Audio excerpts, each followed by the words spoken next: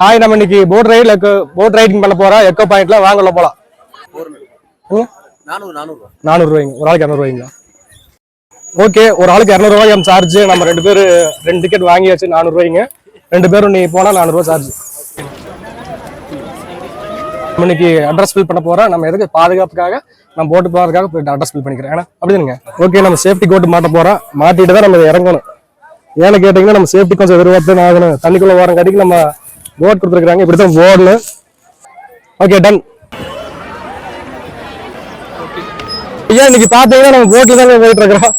எனக்கு போட்ல போகும்போது எந்த ஃபீல் பாத்தீங்கன்னா நம்ம அந்த கமலுமே ஸ்ரீதேவி இதுல ஒரு மூவில போவாங்கல்ல, அந்த ஃபீல் வருது எனக்கு.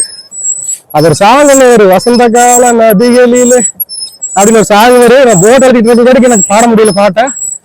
கண்டிப்பா போட் சாங் பாருங்க.